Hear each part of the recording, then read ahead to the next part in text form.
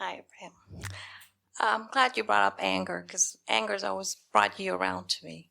And I was actually angry at God the other day. I was terribly angry, but I was saying, God, you could have done a lot better job with this because of the disconnection, the constant work to reconnect. And then I was listening to you when you said something I had never heard you say before. You said, whenever you have a desire, no matter how subtle, broad, or bold, source energy provides every time with a love that's beyond human description or comprehension.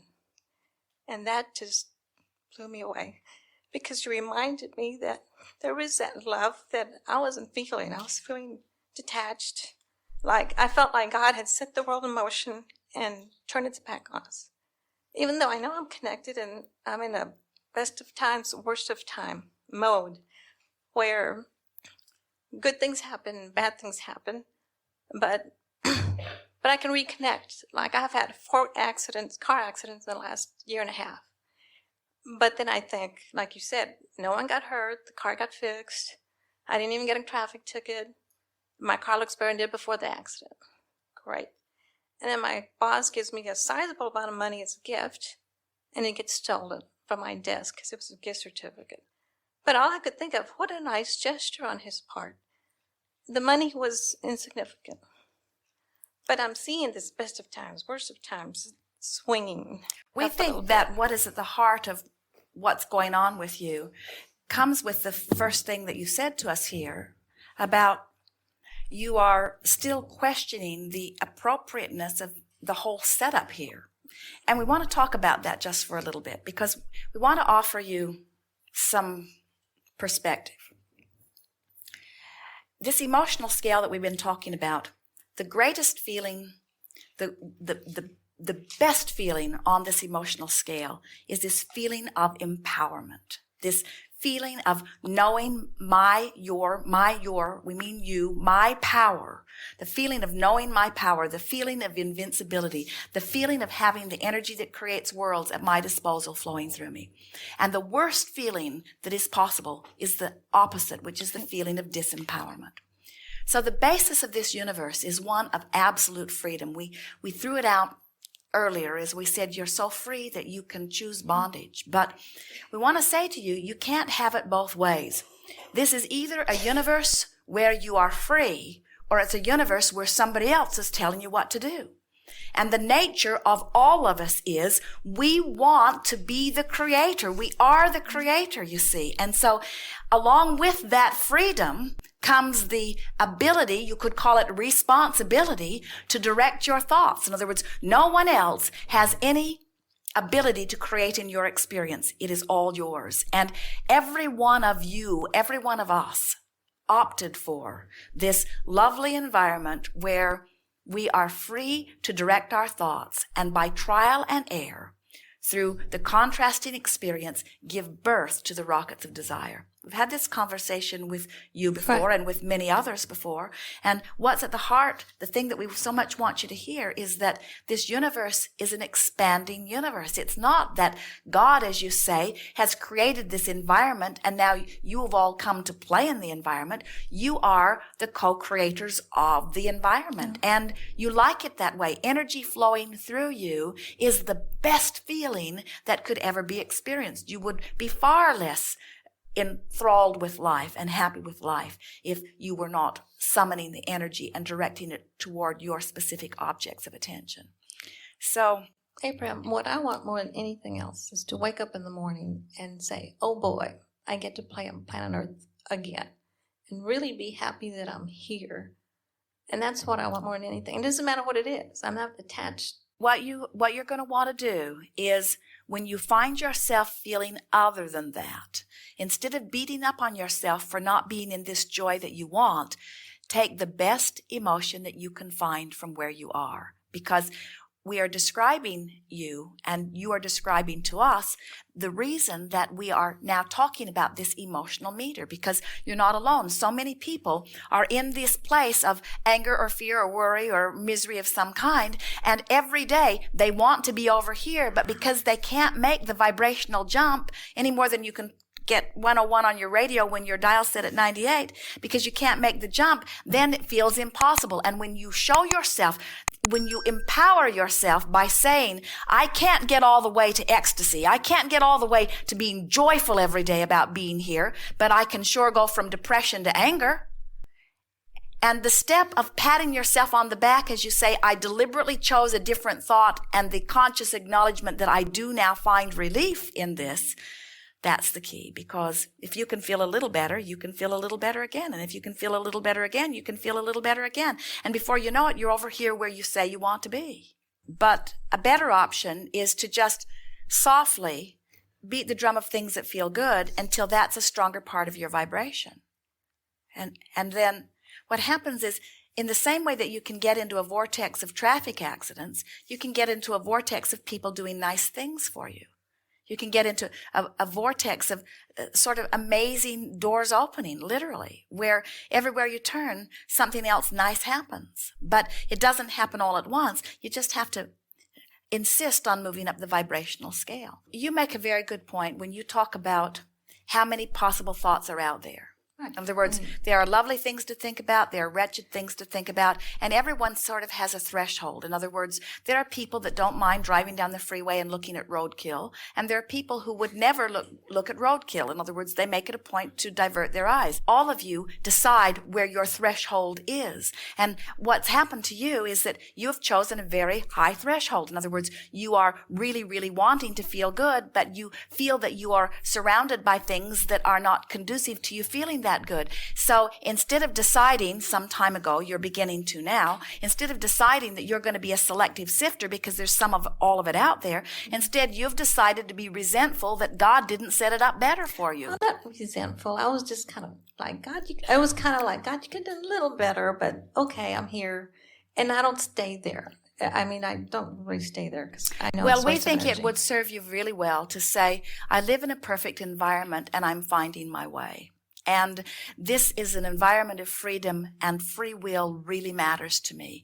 And I love how readily the universe responds to what I decide to give my attention to, because these manifestations help me know where I'm vibrating. And since it is my quest to vibrate in the best possible place that I can, then these manifestations are very helpful to help me know how I'm doing, because I want to know how I'm doing. I like paying attention to the way I feel, and for the most part, my life is going very well. And if there's an area that I'm not particularly paying attention of, where something can sneak up on me a little bit, then a manifestation occurs. But it doesn't matter because it's not finished. I don't ever get it done. I can't get it wrong.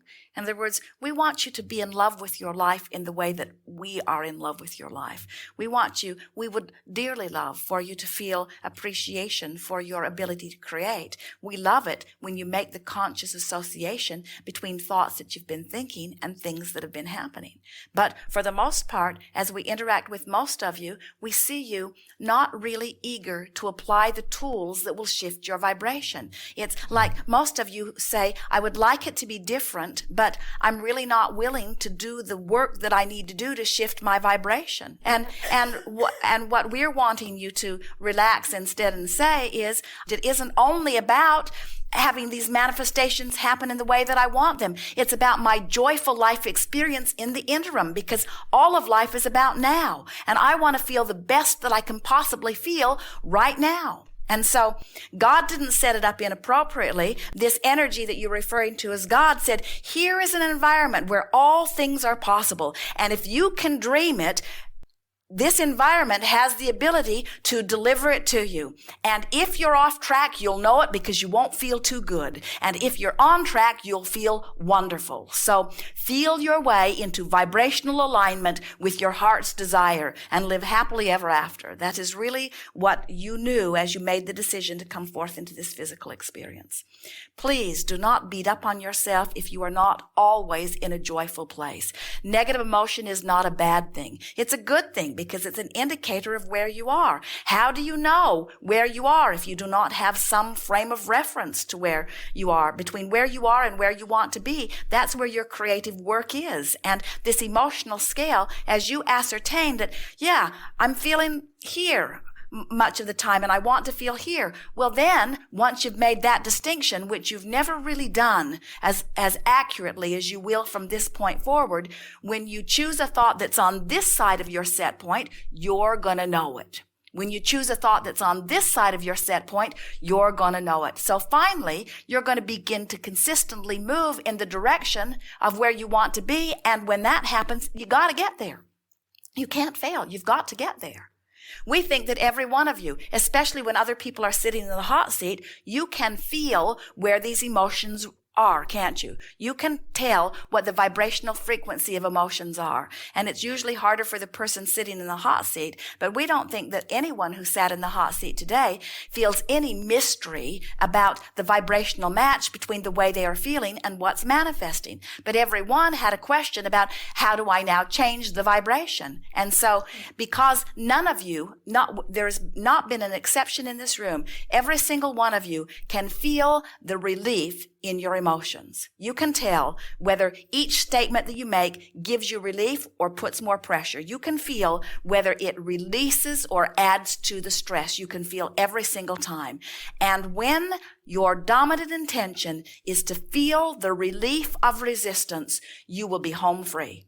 But as long as you're willing to beat the drum for who knows what reasons, sometimes you do it for drama, sometimes you do it for attention, sometimes you do it because you're so irritated about where you stand, you feel that you need to justify in some way how you got there. Sometimes it's because there are other eyes upon you that are accusing or not appreciating you, and you're trying to straighten them out and help them to know that you're not bad. That's what that little boy's outrage was about. No, I'm not bad. Stop saying those words, you see. I'm not bad. I'm good. And life should be better for me. Better things should be coming to me because innately, you know, you're screaming it from the very core of your being.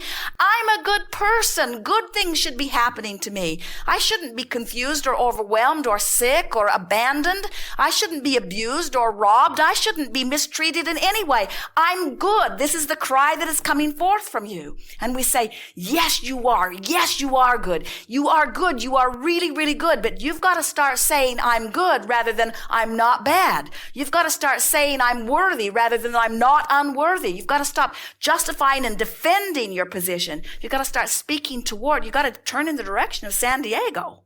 And then just keep chugging along. You'll get there. You can't not get there. And meanwhile, in time, you'll get so good at this that you won't care where you are. You'll sort of revel in not being where you want to be.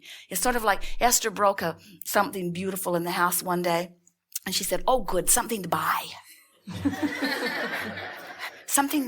Now I have a reason to shop, you see. And that's sort of the way we want you to feel about everything. So, oh, good, a reason to focus. Oh, good, a reason to invoke the power of my source energy. Oh, good, a reason to be more aware of my emotions. Oh, good, a reason to pay attention to the manifestations that are coming. Oh, good, a reason to feel more alive, a reason to be more deliberate, a reason to feel the hands-on, fingers in the clay, creating that I'm really about.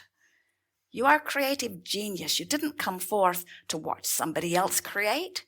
You didn't come forth into an environment that was all perfect so that you could just sit there and say, well, isn't this lovely? You're creators. You want to create, which means you want to think, which means you want to think about what you don't want so that you can think about what you do want, and you want to know the difference in how they feel. How would you like to be the best creator in the whole world, a sculptor of some magnificent proportion, and have someone say to you, from now on you don't have to make anything, I'll make them all and bring them to you. So every day they bring you something else and say, put this in your collection, put this in your collection. And after a while you'd say, don't bring me any more creations. I am the creator. I want to mold it. I want to sculpt it. I want to create it. I want to paint it. Me. I want to do it. I am the creative genius that wanted to come forth into this body and chose this environment specifically because it was the best environment that anyone ever imagined for satisfying life experience.